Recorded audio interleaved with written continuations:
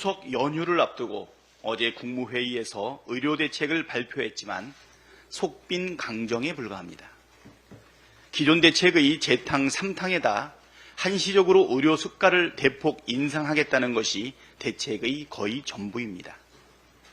최소한 의료 대란을 불러일으키는 데에 대한 입장 표명이라도 있길 바랬지만 책임 인정이나 사과 비슷한 말은 단 한마디도 없었습니다.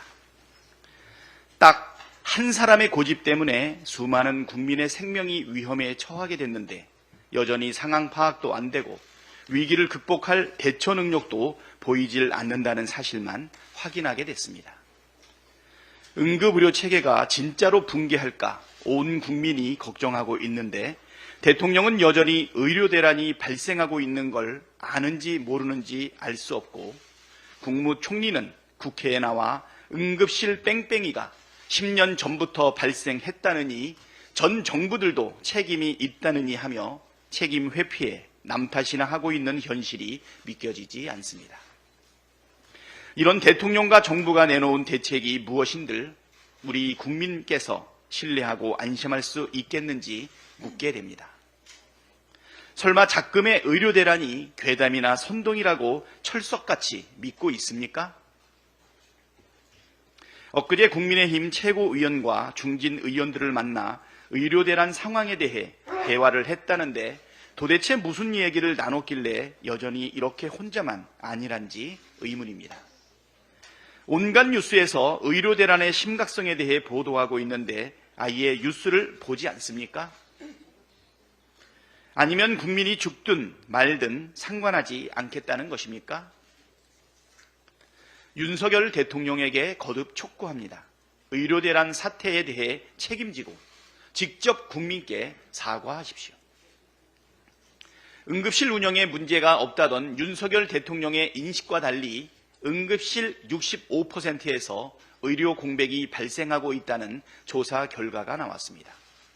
보건의료노조가 지난 4일부터 9일까지 의료기관 65곳을 대상으로 조사한 결과에 따르면 의료기관의 64.6%인 42곳에서 응급실 의료 공백이 발생하고 있다고 답했습니다.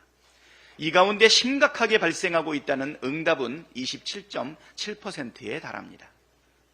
응급실 비상진료 체계가 어떻게 가동되고 있냐는 질문에 55.3%가 겨우겨우 버티고 있지만 불안하다고 응답했다고 합니다.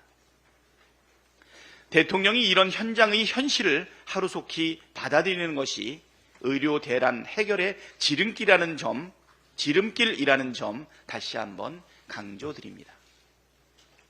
추석을 앞두고 쌀값 폭락에 농심이 타들어가고 있습니다.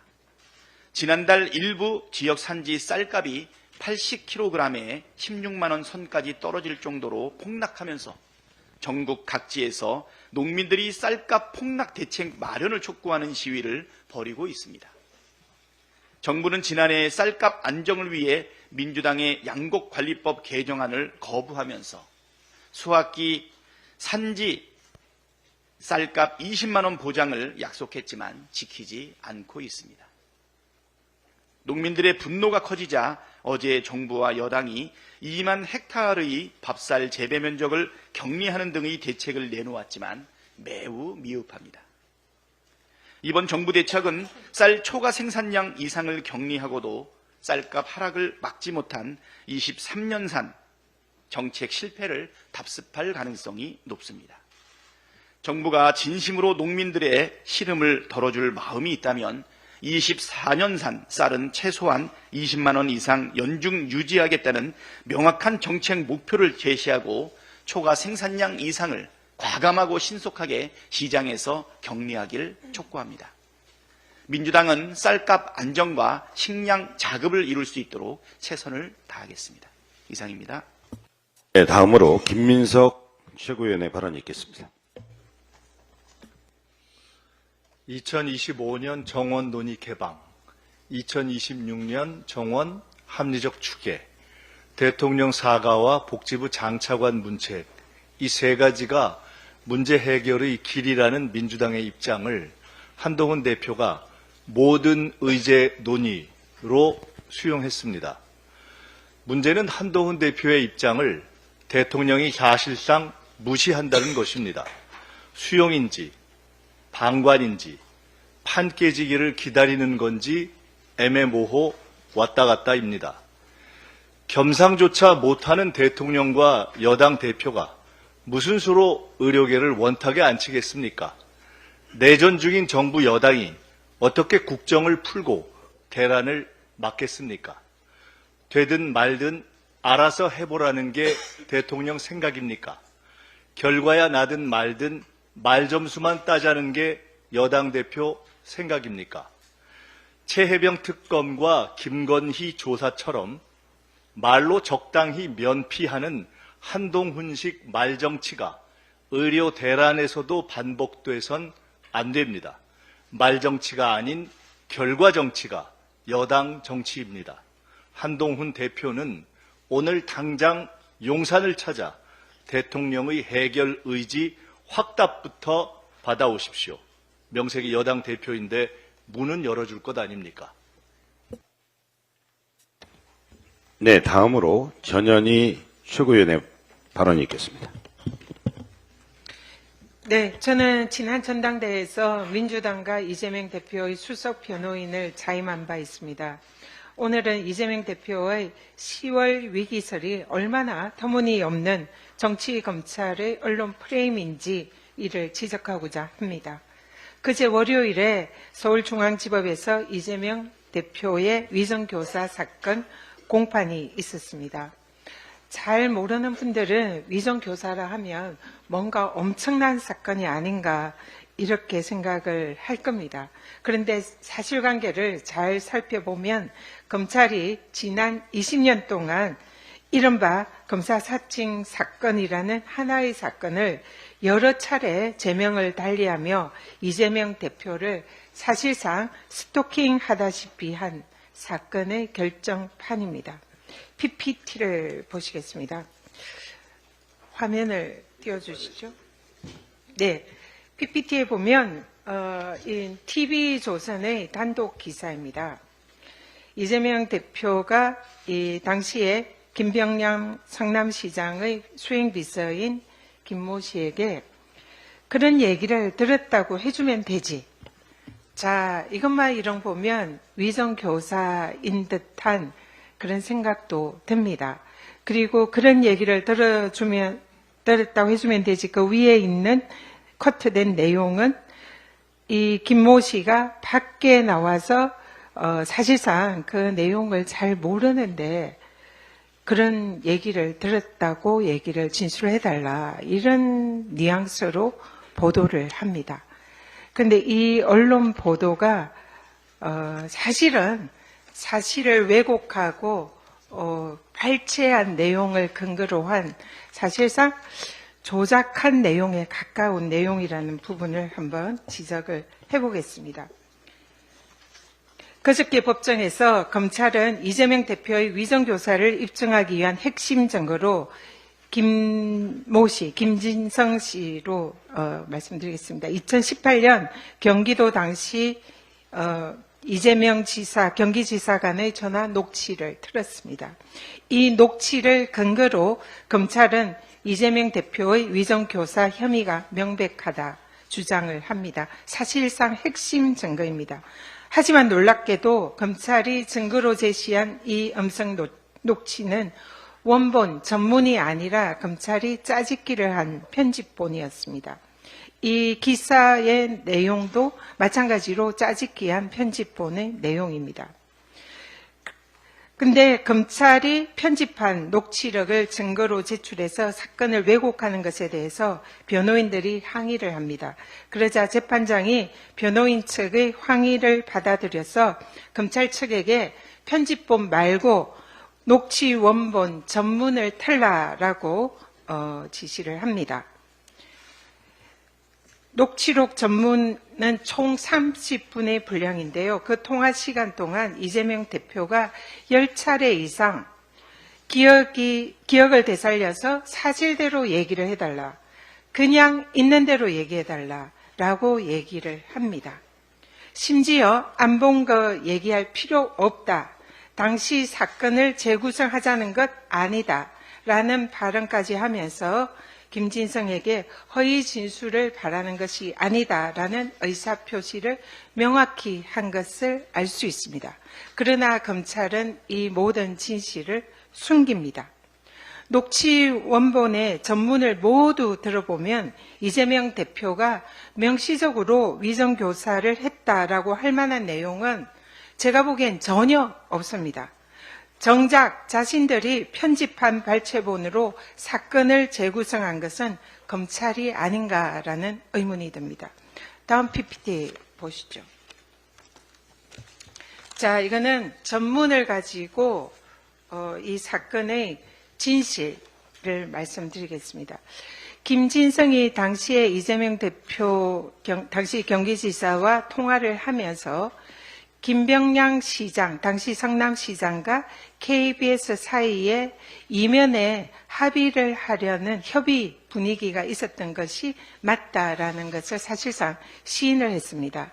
그리고 또 최초로 당시 PD는 실제로 재판정에서 이러한 협의 분위기랑 협의가 있었다는 사실을 자인을 합니다. 재판정에서 명백히 본인이 자인을 합니다.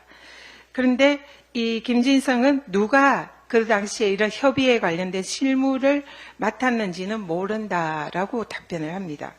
그러니까 이재명 당시 지사가 그런 얘기 들었다고 해주면 되지. 이것이 아까 이 TV조선에 있던 그런 얘기를 들었다고 해주면 되지 이 내용입니다. 그러면 여기서 그런 얘기 들었다고 해주면 되지 이 얘기에서 그런 얘기가 뭐냐, 이게 핵심인데요. 검찰은 진실을 숨깁니다. 그러나 진실은 당시에 눈에 가시이던 이재명 변호사를 성남시장과 KBS가 이면 협의를 통해서 고소 치하를 하고 죄를 몰아가려고 하던 그런 이면 합의의 분위기가 있었다. 이것이 진실입니다. 그래서 이재명 변호사가 당시에 그러한 얘기를 들었다고 해주면 되지, 이렇게 진술을 한 겁니다. 그래서 여기에서 그런 얘기를 들었다는 것은 없었던 얘기가 아니라 실제로 김진성이 알고 있는 내용을 그대로 들었다고 해주면 되지, 이러한 취지의 내용입니다. 그래서 전반적으로 모두 이재명 변호사가 당시에 사실을 진실 그대로 사실대로 얘기해달라, 이것이 녹취록 30분의 전문의 전체에 흐르는 그 내용입니다. 그래서 사실상 이 검찰이 편집한 발췌본으로 사건을 재구성했고 이에 부합한 일부 언론과 또 일부 정치인들이 사실상 그동안 이재명 대표를 위정교사 범으로 몰고 악마의 그런 사실상 악마 몰이를 한 그런 상황인 것 같습니다. 우리가 상식적으로 알 수 있듯이 통상 어떤 문서를 어떤 관점에서 편집하고 짜집기 하느냐에 따라서 문서 내용의 맥락이 완전히 달라질 수 있다는 것은 상식입니다. 검찰은 20년 동안 그들이 타겟으로 삼았던 이재명 대표를 위정교사로 기소하고자 김진성의 녹취록을 그들의 입맛에 맞게 발췌해서 악마의 편집을 한 것이 아닌지 묻고 싶습니다. 검찰의 이러한 악마의 편집은 일종의 증거 조작으로 볼 수 있습니다. 심각한 범죄 행위가 될 수 있음을 강력 경고합니다. 또한 검찰의 위법한 증거는 위정교사의 증거가 될 수 없습니다. 검찰은 이제라도 제1야당 대표에 대한 억울한 누명을 씌우지 말고 20년에 걸친 묻지마 스토킹식 정치 탄압 당장 중단하기를 강력 경고합니다. 하나만 더 말씀드리겠습니다. 어제 경찰이 이 방심위 직원들을 압수수색했습니다. 경찰은 권력에 빌붙어서 공익신고자를 색출하는 불법 행위 당장 멈추기 바랍니다.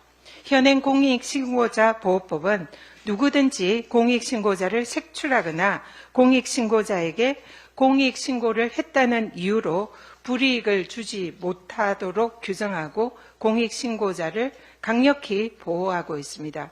이러한 보호규정 위반의 경우에는 형사처벌도 매우 강력합니다.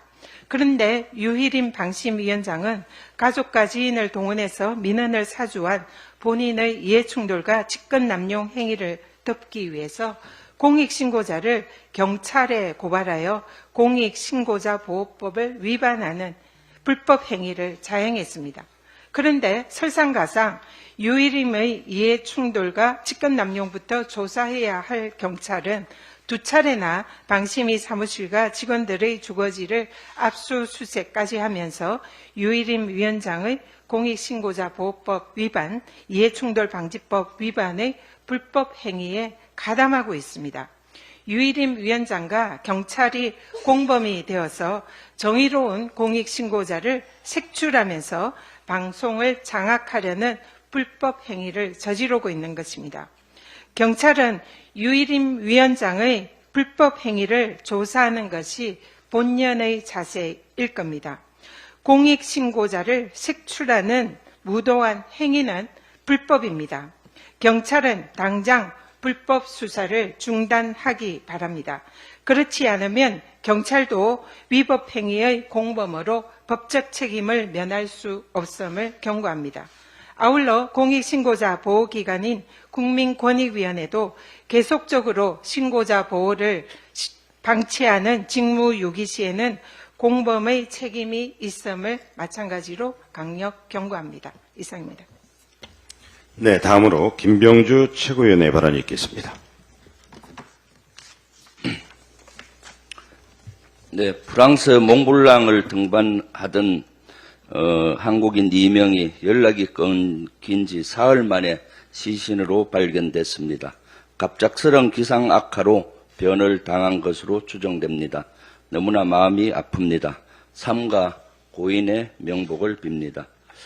오는 26일은 순직한 최혜병의 전역 예정일입니다. 이를 앞두고 최혜병의 어머니가 순직 국군장병 유족회 홈페이지에 편지를 올렸습니다. 돌아올 수 없는 아들 때문에 가슴이 미어 터질 것만 같다며 말문을 열었습니다.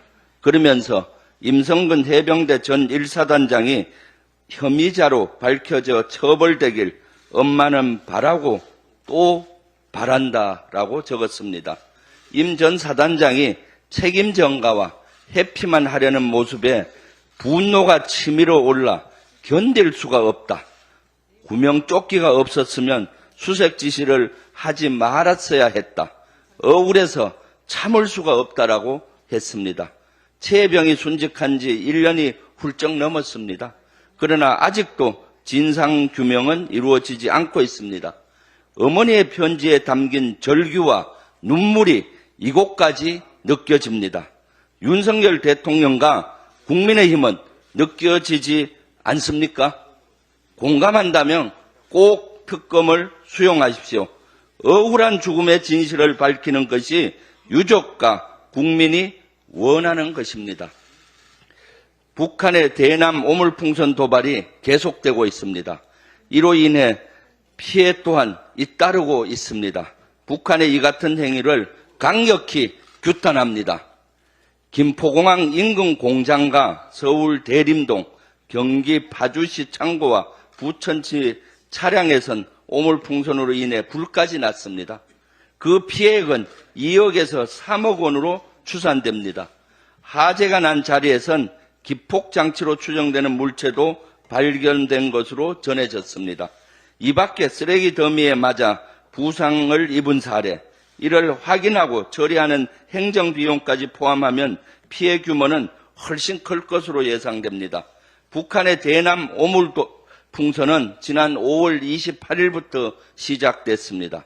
벌써 넉 달 가까이 계속되고 있습니다. 그런데도 정부는 여전히 신고해달라는 문자만 날리고 있습니다. 별다른 대응책은 내놓지 못하고 있습니다. 법 위반과 유엔 제재 위반 소지가 있는 탈북단체의 대북전단 살포도 막지 않고 있습니다. 구체적인 격추체계와 대응 매뉴얼을 마련해 국민의 안전을 지키지 못하고 있습니다. 애초부터 GOP에서 격추하는 체계를 시급히 갖춰야 한다고 지적했습니다. 그런데 정부는 지금까지 무엇을 했습니까? 역대급 무능이 아닐 수 없습니다. 이 정도면 재난 아닙니까? 이 정도면 인재 아닙니까? 이 정도면 우리 대한민국의 하늘이 뚫힌 것이 아닙니까? 윤석열 대통령은 배우자의 허물만 잘 지우는 게 아니었습니다. 독도까지 너무나 잘 지우고 있습니다. 윤석열 정권인지 지우개 정권인지 그 정체가 의심스럽습니다. 지하철역에서도 전쟁 기념관에서도 독도가 사라지고 있습니다. 독도 실시간 영상을 방영하는 시설 또한 전국 곳곳에서 하나둘 없어지고 있습니다. 충주시청과 강릉시청에 있던 독도 실시간 영상관이 철거된 것을 추가로 확인했습니다. 이 밖에 일부 학교와 기관에서도 독도 실시간 영상관이 사라지고 있는 것을 파악했습니다. 독도는 단순한 섬이 아닙니다. 우리 국민의 자존심이다. 주권의 상징입니다. 철저한 철거한 독도시설의 즉각적인 복원을 요구합니다. 이상입니다. 네, 다음으로 이현주 최고위원의 발언이 있겠습니다. 네, 어제 윤석열 대통령이 추석 의료대란을 막기 위해서 연휴 전후에 한시적으로 진찰료와 조제료 등 건강보험 수가를 대폭 인상하겠다고 발표했습니다. 10년 후 의사 수요를 늘리겠다고 현장을 지키던 의사들을 밖으로 내몰고 이로 인한 의료 대란을 해결하겠다며 국민에게 건강보험료 인상을 안긴 셈입니다. 낮은 인건비와 장시간 노동으로 헌신했던 전공의가 사라진 자리를 메꾸려니 이런 결과가 초래될 수밖에 없었던 것입니다. 이게 윤석열표 의료개혁입니까? 윤석열발 의료 대란 엄청난 재앙을 몰고 온 나비 효과라고 할 것입니다. 수많은 국민을 사지로 내몬 이 정부가 어떤 천벌을 받게 될지 모르겠습니다. 한동훈 대표가 2025년 정원 논의도 열어놓자, 2026년 정원 합리적 추계하자, 대통령 사과, 복지부 장차관 문책하자, 이렇게 이재명 대표께서 지난번 안암병원, 고대 안암병원을 방문하면서 말씀하셨던 것을 이렇게 받았습니다. 이렇게 여야가 이제 같은 생각을 하고 있는데, 그렇다면 의료계도 저는 이런 내용에 대해서 상당히 긍정적일 것이다라고 예측을 합니다. 그러면 이제 생각이 다른 것은 윤석열 대통령과 정부밖에 없다 이렇게 생각이 되는데, 양보를 해야 할 것은 정부와 대통령이라고 생각합니다. 국민의 생명을 위해서 윤석열 대통령과 정부가 한 발 물러서는 것이 순리다 이렇게 생각합니다. 그렇지 않으면 이제 국회가 나서겠습니다. 그리고 이 의료대란 전국이 들썩이는 이때 부산에도 아까 부산 금정구청장 후보가 얘기하셨지만 응급실이 아예 없어서 의료 불균형을 겪고 있는 곳들이 많습니다. 특히 금정구에 유일한 응급실이 있는 종합병원, 침례병원이 장기간 방치되고 있습니다. 2017년 7월 파산했던 부산시 침례병원은 보험자 병원으로 전환해서 살리겠다는 계획이 부산 시민의 수건사업으로 오랫동안 추진되어 왔지만 지난해 12월 보건복지부가 최종 심의에서 제동을 걸며 무산된 것으로 알고 있습니다. 부산시는 2022년 부지 매입 후에 2년간 혈세로 매년 4,942만 원, 9,060만 원의 유지비를 쓰면서도 아무것도 하지 않고 방치만 하고 있습니다. 침례병원의 공공병원화는 윤석열 대통령의 지역의료 정책 공약이기도 하고 부산시장은 물론 국민의힘 소속 국회의원들의 공약이기도 합니다. 정부도 지자체도 손을 놓고 있는 사이에 병원은 여전히 흉물처럼 활용도 못한 채 버려져 있습니다. 침례병원 폐쇄로 부산시 금정구는 부산 16개 구군 중 119 구급대 환자 병원 이송 소요 시간이 가장 오래 걸리는 지역이 되었습니다. 지역별 의료 불균형 현상이 심각한 상황이라는 것입니다. 정부와 부산시는 부산 시민의 목숨을 담보로 시급한 현안을 방치할 만한 사유가 무엇인지 명확히 밝혀야 할 것입니다. 당신들이 국민을 향해 공언한 공약입니다. 대체 뭐하고 있었습니까? 윤석열발, 정부발 의료 대란을 막기 위해서 쓴 수천억 원, 우리가 국회에서 파악한 바로는 4,600억 원입니다. 그 일부라도 차라리 이 침례병원 공공화에 썼었어야 하지 않습니까? 한심합니다. 우리 민주당이 국회를 중심으로 침례병원 정상화에 반드시 나설 것입니다. 그리고 공공병원 지역 의료를 살리는 것은 우리 민주당의 방침이기도 합니다. 반드시 우리 민주당이 이 침례병원, 보험자 병원으로 그리고 공공병원으로 반드시 우리 시민들의 뜻을 받들어서 살리도록 하겠습니다. 민심을 외면하고 국민의 어려움으로 몰아세운 정부 여당에 대한 국민의 준엄한 심판에 우리 민주당이 앞장설 것입니다. 국민 여러분 함께 해주십시오. 네, 다음으로 당대표 이재명 당대표의 발언이 있겠습니다. 네, 정치를 하다 보니 당장 벌어지는 현안들에 대응하는 것만도 참 바쁜 일이 됐습니다. 그런데도 불구하고 우리 국민들의 먹고 사는 문제는 여전히 심각하고 중요한 장기적인 문제이기도 합니다. 이번 추석 연휴가 이제 코앞에 다가왔는데 정부 여당이 추석 물가 관련 당정협의를 열었다고 합니다. 글쎄 실효적인 대책이 뭔지 궁금합니다. 시장에 한번 가보시면 좋겠습니다. 그냥 곁다리가 아니라 실제로 한번 가보시면 좋겠고, 지금 현재 시금치가 한 단에 15,000원이라고 합니다. 정말 금치가 돼 가는 것 같습니다. 조기값이 작년에 비해서 75% 더 비싸다고 합니다. 거의 2배라는 거죠. 오징어는 45%, 배추는 94%, 이제 6%만 하면 딱 2배가 됩니다. 이렇게 해서 어떻게 살겠습니까? 대한민국 경제가 전 세계가 칭찬할 만큼 좋아지고 있다고 대통령부터 국무총리까지 노래를 부르고 있는데, 그렇게 좋아진 경제 상황이 왜 우리 국민들에게는 느껴지지가 않을까요?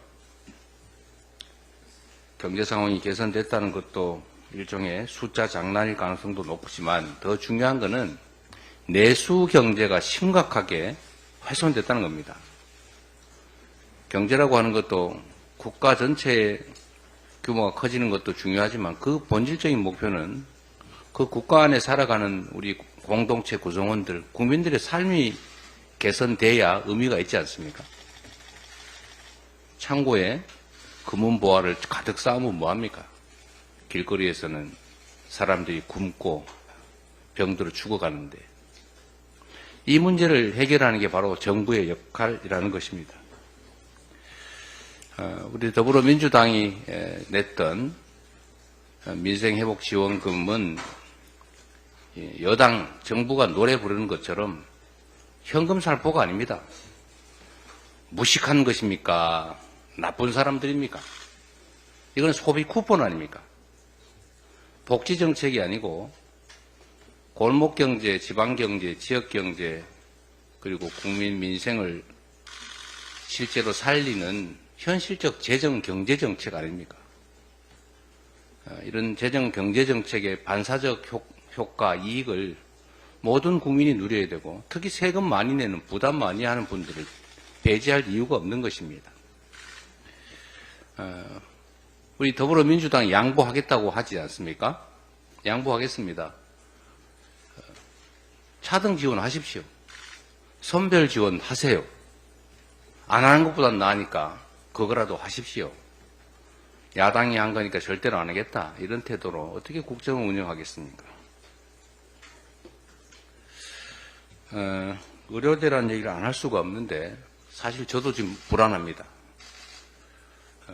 안동으로 우리 부모님 조상들 찾아뵈러 가야 되는데 혹시 가다가 교통사고라도 나면 어디 병원으로 가지? 산소에 풀 내리다가 말벌한테 쏘이면 어떡하지? 저희 할머님이 요새 땡삐가 좀, 땡삐라고 하는 조그마한 벌이 많이 있어요. 제가 풀 내릴 때마다 무섭습니다. 그러나 병원이 있으니까 병원 가면 된다 이렇게 생각했는데 이번에는 못 갈지도 모르겠고 별에 쏘인 거는 말벌에 쏘인 거는 응급 환자인데 땡삐에 쏘인 거는 경증이 다 잃어버리면 병원 못 가는 거 아닙니까? 실제로 그런 불안감이 들어요. 황당하지만 왜 온 국민들을 이런 불안 속에 빠뜨립니까?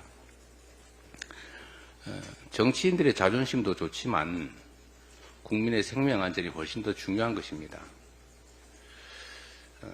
공공의료, 지금 의료 대책이라고 지금 나온 게 본인 부담금을 90% 물리겠다. 그러니까 병원 가지 마라. 그리고 의료 수가를 3.5배로 올려서 돈으로 때우겠다. 그 돈 결국 우리 국민들이 또 내야 되는 거 아닙니까? 그런 건 대책이 될 수가 없죠. 임기응변이라고 하지 않습니까? 제가 사실 정치를 시작하게 된 첫 출발점이 시립의료원입니다. 공공의료 확보. 성남시도 2천억 원, 땅값 빼고 2천억 원을 들여서 시립의료원 지었습니다. 부산 침례병원이 지금 문 닫은 지가 7년이 됐다는데 지방의료가 무너지고 있는데 그 인수해서 모델링 해가지고 병원으로 재개원하는데 돈 얼마 들겠어요? 뭐 2천억 정도 든다고 치면 지금 전투기 공동개발할 때 인도네시아가 부담하기로 했던 부담금을 1조 원을 깎아줬지 않습니까? 아주 호기 있게. 그거면 전국에 2천억짜리 아주 대형 공공의료원 5개 지을 수 있습니다.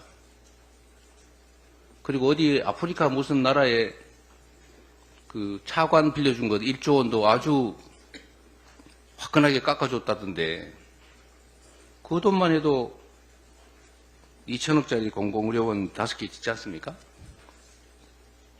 돈이 없다면서 인심은 막 쓰고 응급대란, 의료대란 벌어지니까 국민이 낸 의료보험료로 돈으로 때우고 이렇게 해가지고야 이 나라가 어떻게 유지되겠습니까?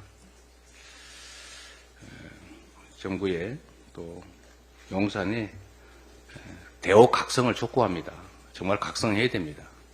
이렇게 해서 어떻게 견뎌내겠어요?